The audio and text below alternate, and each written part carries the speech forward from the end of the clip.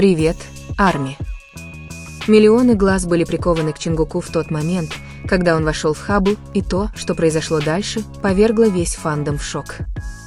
От того, как его приветствовали сотрудники, до камер, следивших за каждым его шагом, это больше походило на королевское прибытие, чем на рекламное мероприятие. Но как раз тогда, когда все думали, что все внимание принадлежит только Чингуку, один тихий момент изменил все. Потому что реакция Тэхёна, сдержанная, эмоциональная и неотразимая, внезапно стала настоящей сенсацией. И то, что он сделал дальше, заставило Арми остановиться, перемотать назад и начать задавать вопросы. Момент, который никто не должен был видеть. В зале все еще гудело после королевского появления Чингука в Хаббле, но что-то изменилось. Это не было громко. Это не было очевидно. И все же Тэхён почувствовал это в тот момент, когда Чингук прошел мимо него. На долю секунды их взгляды встретились, и то, что скрывалось за улыбкой Чингука, уже не было уверенностью. Это была усталость. Облегчение. Возможно, даже что-то ближе к уязвимости. И никто, кроме Тэхёна, не заметил этого взгляда.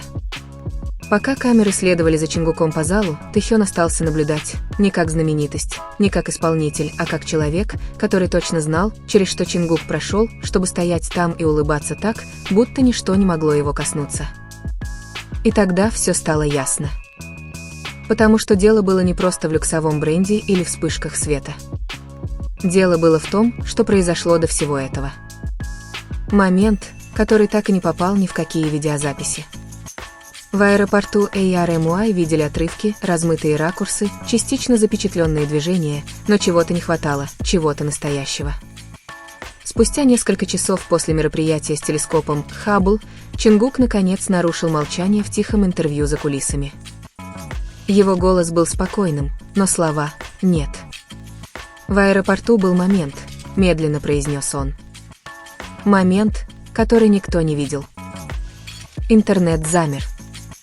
Тэхён сидел прямо рядом с ним, когда Чингук добавил: «Мы не планировали это. На нас не было камер, но нам это было необходимо». Затем Тэхён заговорил. «Мы обнялись». Всего 2 слова. Но они задели сильнее всего в тот день. Не постановочные объятия. Не момент для фанатов. Настоящие, скрытые от объективов. Арми взорвались, потому что внезапно все, что они считали правдой, оказалось неверным. Натянутые улыбки, осторожная дистанция, контролируемые кадры – все рухнуло в этом тихом признании. Чингук на секунду опустил взгляд, прежде чем продолжить. Это было не для кого-то другого. Это было для нас. Мы оба были потрясены. Шум, давление – все. И в тот момент единственное, что казалось реальным, это то, что мы стояли рядом с ним. Тэхён не отрицал этого. Он не смягчал слова. Он не шутил. «Иногда, — сказал он, — слова не нужны. Нужен просто кто-то, кто понимает тебя без вопросов». Именно тогда Эйар-Эмуай осознали нечто одновременно пугающее и прекрасное. Самые сильные моменты между ними никогда не были запечатлены на камеру. Объятия, потрясшие фандом, не были драматичными. Они не были видны. Но они были настоящими. И теперь, когда это подтвердилось, один вопрос не давал покоя. Если этот момент был скрыт, то сколько еще таких же? Когда Тэхён и Чингук сидели рядом, внешне спокойные, но внутри ничего не читалось, стало ясно, что история, которую все, как им казалось, знали, только начиналась.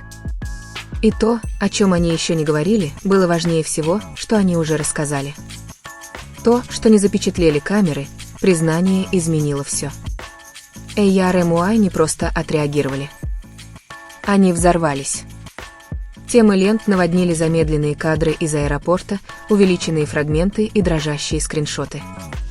Люди искали тени, отражения, все, что могло бы доказать, где Тэхён и Чингук стояли в тот неуловимый момент. Но правда была жестокой. Ничего не было найдено. Что бы ни произошло между ними, это было скрыто за телами, за шумом, за хаосом, момент настолько реальный, что ускользнул от каждого объектива. За кулисами атмосфера изменилась. Персонал стал ходить тише. Телефоны внезапно стали тише. Казалось, все почувствовали, что что-то хрупкое только что оказалось в эпицентре бури. Чингук некоторое время сидел один, просматривая реакции. Он не улыбался, не потому, что сожалел о сказанном, а потому, что знал, что это значит. Сказав правду, уже не заберешь ее обратно. Тэхён вошел, не говоря ни слова, и сел рядом с ним. Тишина между ними была тяжелее любого разговора. «Они все это разрушат», — тихо сказал Чингук. Тэхён кивнул. «Пусть так и будет. Они и так уже это делают». За пределами студии история менялась. Одни говорили, что объятия доказывают их неразлучность. Другие утверждали, что они показали, насколько сломлены давлением. Третьи заявляли, что это означало нечто более глубокое, о чем никому не разрешалось говорить. Никто из них не был полностью неправ. Правда была проще и опаснее. Два человека выбрали друг друга в момент слабости, и мир узнал об этом. Позже той ночью сотрудник слил в прессу одну строчку. Тэхён больше никогда не отходил от Чингука после этого. Этого было достаточно. Заголовки взорвались.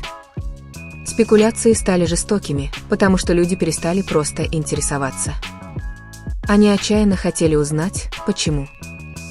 Почему Тэхён так отреагировал на Хабли? Почему голос Чингука дрожал, когда он упомянул об объятиях? Почему ни один из них не выглядел удивленным, когда ARMY сошли с ума? И самое главное, почему казалось, что это не первый раз, когда они так прижимаются друг к другу? В тишине их гримерки Чингук наконец снова заговорил. «Эти объятия были не про аэропорт», — сказал он. Тэхён посмотрел на него. «Они были обо всем, о чем нам никогда не разрешали говорить вслух». Воздух замер. Не потому, что это было скандально, а потому, что это было правдой. И где-то в этой тишине ARMY тоже это чувствовали. Что бы ни произошло между Тэхёном и Чингуком, это еще не закончилось. Скрывать это становилось все труднее. И следующее, что они раскроют, навсегда изменит то, как люди их воспринимают. Тишина была громче шума. Мир не хотел отпускать это. С каждой секундой после их признания давление удваивалось. СМИ анализировали их слова. Фанаты пересматривали их выражение лиц. Даже самый мимолетный взгляд между Тэхёном и Чингуком становился доказательством чего-то, что никто не мог полностью объяснить. Но внутри здания царила тишина. Слишком тишина. Тэхён стоял у окна, наблюдая, как городские огни сливаются воедино, а Чингук сидел на диване, уставившись в свой телефон, ничего не читая. «Им нужна история», — пробормотал Чингук. «Неправда». Тэхён повернулся к нему. «А если правда не будет соответствовать их ожиданиям», — тихо сказал он, — «они ее придумают». В этом и заключалась опасность. Не в объятиях. Не в признании. А в том, во что люди это превратят. Потому что тот момент в аэропорту был спонтанным и незапланированным. Два человека держались друг за друга, когда все остальное казалось нестабильным. Но теперь это стало чем-то большим, чем-то, что хотел заполучить весь мир. Менеджер тихо постучал и вошел. «Они просят большего», — осторожно сказал он. «Еще одного заявления. Чего-то, чтобы успокоить ситуацию». Чингук медленно выдохнул.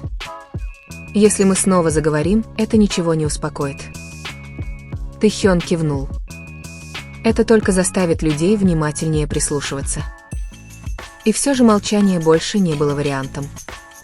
Объятие открыло дверь, которую невозможно было закрыть. Позже той ночью в сети появилась единственная фотография. Размытая. Кривая. Снятая издалека. Два силуэта в аэропорту, наполовину скрытые за группой людей. Один выше ростом. Другой слегка наклонился. Фотография была нечеткой. Не резкой. Но этого было достаточно. Эйяр и Муай пришли в восторг. Впервые появилось доказательство того, что за кадром действительно что-то произошло. Чингук увидел это первым. «Это мы», – прошептал он. Тэхён не стала отрицать.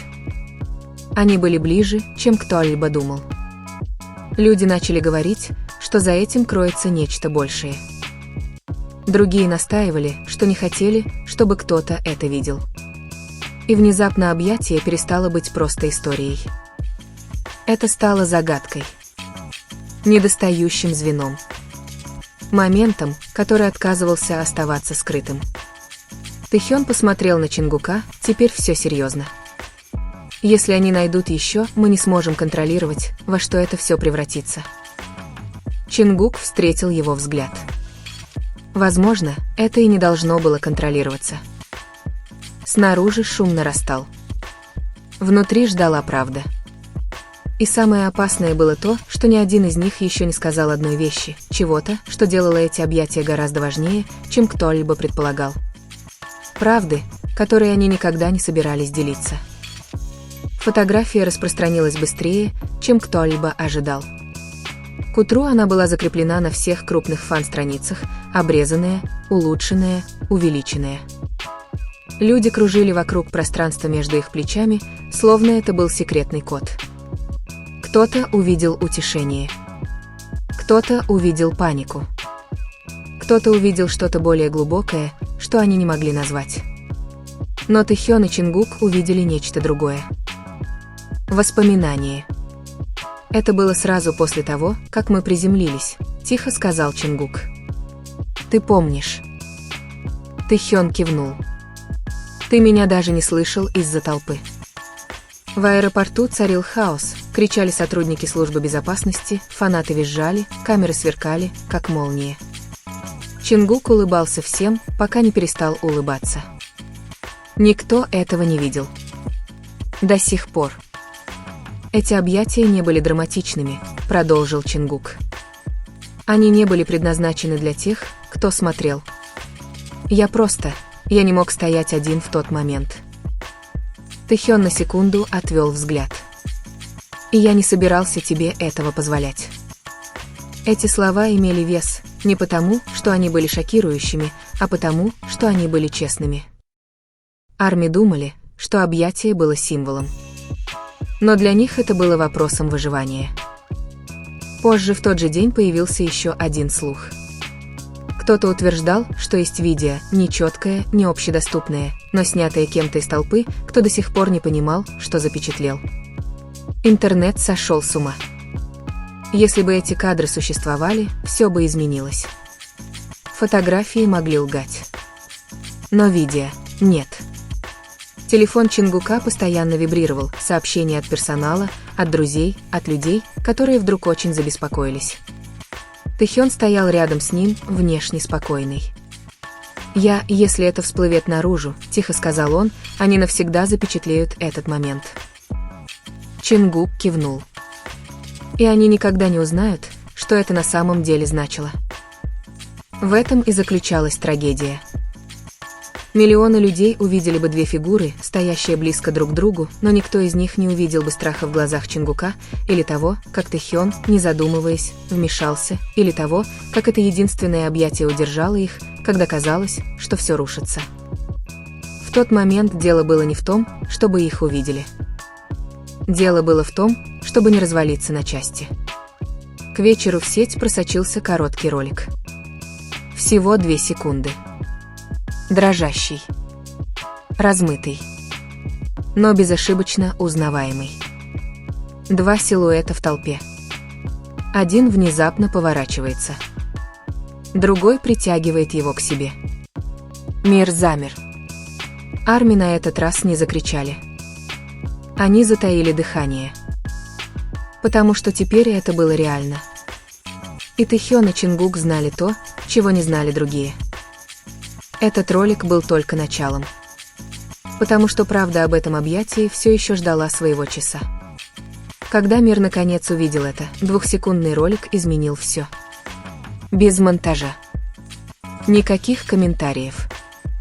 Только движение. Море людей. Затем Чингук резко повернулся.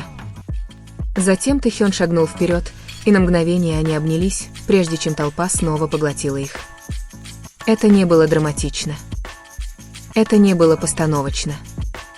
Это было естественно. Арми на этот раз не кричали. Они замолчали.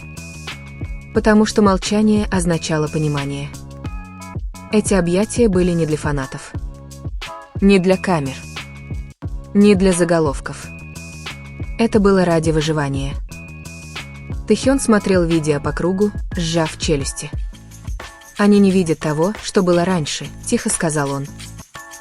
«Только то, что умещается в 2 секунды». Чингук кивнул. А 2 секунды могут изменить всю жизнь. Реакция была мгновенной. Статьи появлялись, а затем исчезали. Фан-теории разгорались одна за другой. Некоторые говорили, что это доказывает их близость. Другие, что это показывает, под каким давлением они находятся. Но одно было ясно. Люди больше не видели в них исполнителей. Они видели в них людей. Поздно вечером Чингук принял решение, которого никто не ожидал. «Если нас уже разоблачили», — тихо сказал он, — «может быть, пора перестать все скрывать». Тэхён повернулся к нему. «Не все», — предупредил он. «Некоторые вещи принадлежат нам». Чингук смотрел ему в глаза. Но этот момент больше не секрет. Поэтому они записали короткое сообщение. Без сценария. Без музыки. Без фильтров. Просто они. Чингук заговорил первым. Это объятие не было запланировано. Мы не думали о том, как это будет выглядеть. Мы думали о том, какие чувства это вызовет. Тэхён тихо добавил. Мы слишком много пережили вместе, чтобы притворяться, будто мы не поддерживаем друг друга, когда это действительно важно. Видео на этом закончилось. Никаких объяснений. Никаких ярлыков. Только правда. Эйяр и Муай не успокоились. Их голоса стали громче. Потому что чем больше Тэхён и Чингук говорили, тем сильнее казалось, что что-то все еще скрывается, что-то более тяжелое, что-то, что делало эти объятия лишь вершиной айсберга чего-то гораздо более глубокого. И где-то между ними эта невысказанная правда все еще ждала. Ждала момента, когда ее больше нельзя будет скрывать. То, что они никогда не собирались раскрывать. Сообщение не остановило бурю. Оно ее обострило. Эйяр и Муай прокручивали в голове каждое слово, каждую паузу, каждый взгляд между Тэхёном и Чингуком. Кто-то слышал утешение. Кто-то — страх. А кто-то — что-то незавершенное, висящее в воздухе, как секрет, слишком тяжелый, чтобы произнести вслух. Чингук понял в тот момент, когда экран погас. «Они не удовлетворены», — прошептал он. Тэхён сел рядом. Он, скрестив руки. Они не будут этого делать. Они думают, что мы все еще что-то скрываем. И, возможно, они были правы. Потому что за объятиями, за видеороликом, за спокойными словами скрывалась более глубокая правда, та, которую ни один из них никогда не осмеливался объяснить. Давление началось не в аэропорту. Аэропорт стал тем местом, где все треснуло. Месяцами все накапливалось, расписание, ожидание, бесконечная потребность быть идеальным. Чингук молча нес это бремя, улыбаясь, как всегда. Но Тэхён заметил. То, как Чингук слишком долго не спал. То, как он слишком быстро смеялся. То, как он задерживал дыхание, когда камеры были выключены. В тех объятиях Тэхён наконец-то без слов сказал: «Тебе не нужно делать это в одиночку». И Чингук ответил молча. «Я знаю». Мир хотел историю. Но правда была сложнее. В ту ночь появилась еще одна утечка. Не фотография. Невидия. Сообщение от человека, который был там. Они не выглядели как знаменитости. Они выглядели как два человека, держащиеся друг за друга. Арми сошли с ума. Потому что эта фраза казалась слишком правдивой. Чингук уставился на экран. Если они продолжат копать, то найдут больше, чем мы хотели им рассказать. Тэхён медленно поднялся. Тогда, может быть, пора нам решить, что им позволено знать. Между ними повисла тишина. Тяжелая. Неудобная. Необходимая. Потому что был еще один момент с того дня, о котором никто не говорил. Не объятие. То, что произошло сразу после. И что бы ни случилось в эти секунды, именно поэтому они оба знали, что эта история еще не закончена. Еще нет.